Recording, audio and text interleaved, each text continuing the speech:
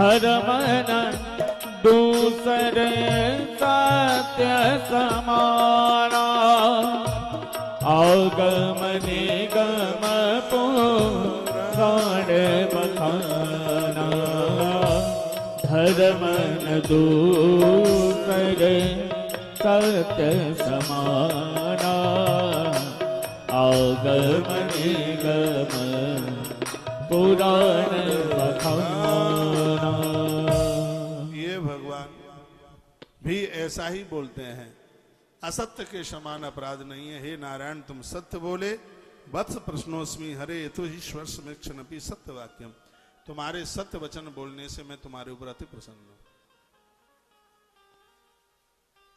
भगवान शंकर ने कहा जब धरती पर तुम्हारा अवतार होगा, तुम्हारे सत्य बोलने से मैं तुम्हारा इतना बन गया हूं कि तुम धरती पर अवतार लोगे तो तुम्हारी सेवा करने के लिए मैं धरती पर चल करके आऊंगा।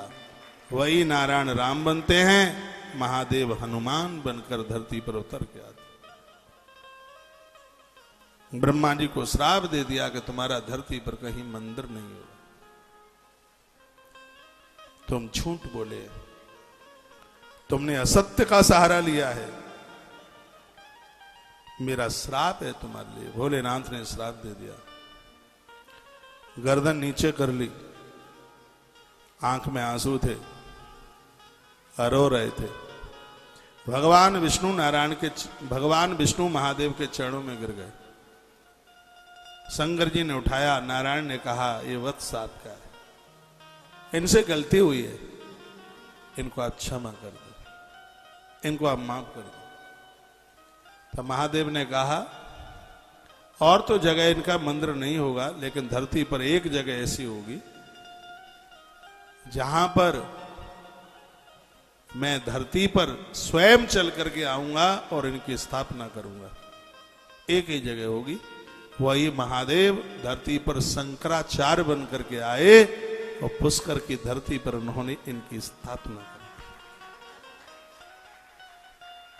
पुष्कर में ही विधाता ब्रह्मा का मंदिर है। इस धरती का सबसे पहला यज्ञ पुष्कर में हुआ था। विधाता ब्रह्मा ने वो पहला यज्ञ किया। एक वरदान और दिया था कि यज्ञ वही पूरे होंगे जिसमें आचार्य के साथ एक ब्रह्मा होगा। आचार्य के साथ आज भी एक ब्रह्मा होता है। यज्ञ जब होता है, कभी भी आपके यहाँ यज्ञ होता है, कोई आचार्य पंडित जी आते हैं तो उन्हें बोल देना ब्रह्मा को जगह और दे। जब हवन करने वाले पति पत्नी दोनों स्त्री पुरुष बैठते हैं तो उनके दाहिने हाथ पर एक ईंटों से एक स्थान बनाकर एक कटोरे में, एक पात्र में या एक पतीले में चावल भर दिए जाते हैं। उसके ऊपर सफेद वस्त्र रख दिया जाता है, उसके ऊपर एक जनेऊ रख दिया जाता है, नारियल भी रख दिया जाता है। वो ब्रह्मा जी का स्थान होता है। यज्ञ तब ही पूरे होते हैं।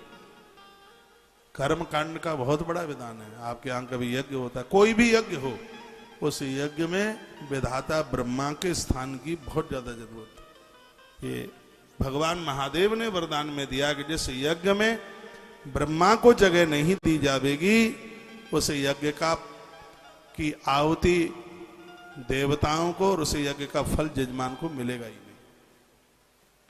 इसलिए जो रोज के यज्ञ हैं, जिसको हम अग्निहोत्र कहते हैं, उसमें ये सब जरूरत नहीं होती है।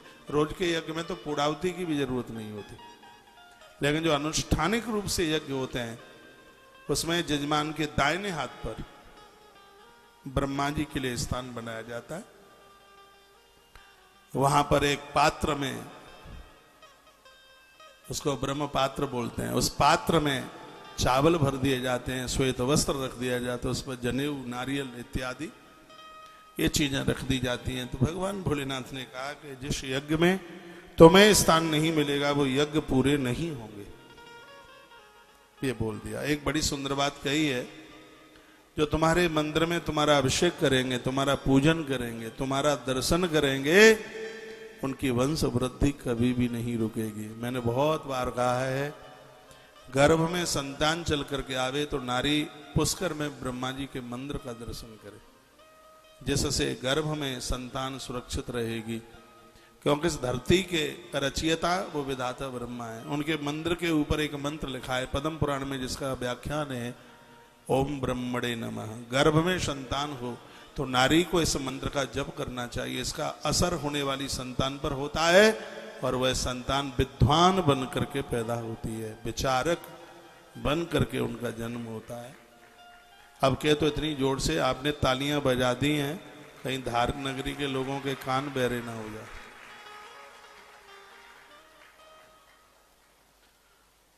तो यह वरदान दे दिया, देव प्रसन्न हो गए।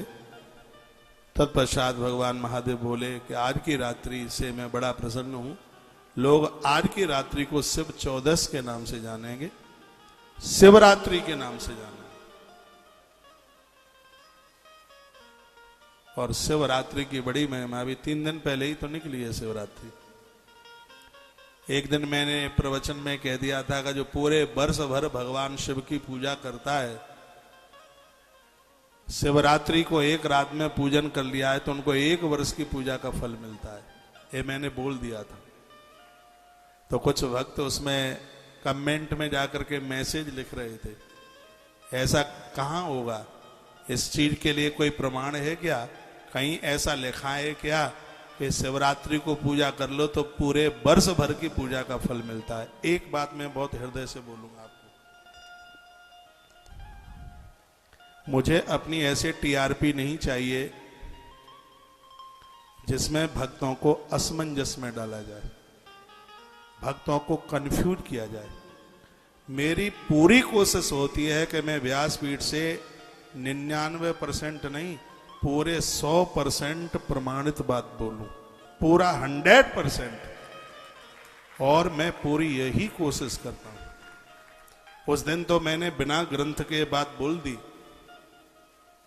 कि पूरे वर्ष भर शंकर की जो पूजा करोगे उस पूजा से जितना फल मिलता है, शिव महारात्रि को एक ही रात्रि में 4 पहर की पूजा करने से पूरे वर्ष भर की पूजा का फल प्राप्त हो जाता है। अब मैं उसका प्रमाण आपको बता रहा हूं। श्रीमद् शिव महापुराण के विद्येश्वर संहिता के अध्याय नंबर 9 में, अध्याय नंबर 9 और श्लोक नंबर 13। आपके घर में यदि शिव महापुराण होती है तो अपने घर जाकर के पढ़ लीजिएगा। इस 13 नंबर के श्लोक में लिखा हुआ है कि 1 वर्ष में आप जितनी महादेव की पूजा करते हैं उससे जितना फल प्राप्त होता है उतना फल शिव महारात्रि की रात्रि को चतुर्थ पहर की पूजा करने से एक ही रात्रि में पूरे वर्ष भर की पूजा का फल प्राप्त हो जाए। लिखा है कि यत फलम मम पूजायाम, स्वयं भगवान महादेव बता रहे हैं, नारायण और ब्रह्मा को श्रोता बनाया, स्वयं बोल रहे हैं महादेव। क्या कहते हैं, यत फलम मम पूजायाम वर्षमेकम निरंतरम तत्फलम लभते सद्यै शिवरात्रौ मद अर्चना।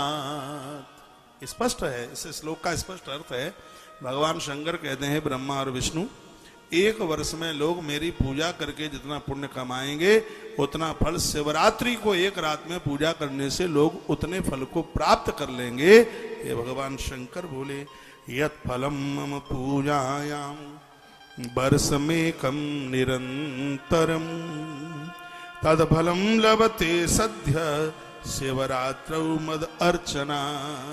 रात्रि शब्द लिखा हुआ है, शंकर की शिवरात्रि की रात की पूजा की भारी महिमा, दिन का भी है लेकिन दिन की पूजा से कई गुना ज्यादा महादेव की शिवरात्रि की रात्रि की पूजा की महिमा है। शिवरात्रि के तो दिन में, उस तिथि में शिव चौदस को दिन में महामृत्युंजय का जप हो और रात्रि में महारुद्राक्ष। अब के बार इस शिवरात्रि को हमने 4 पहर की पूजा में पहला अभिषेक है दूध से कराया, दूसरा गंगा जल से कराया, तीसरा गन्ने के रस से कराया, चौथा दूध में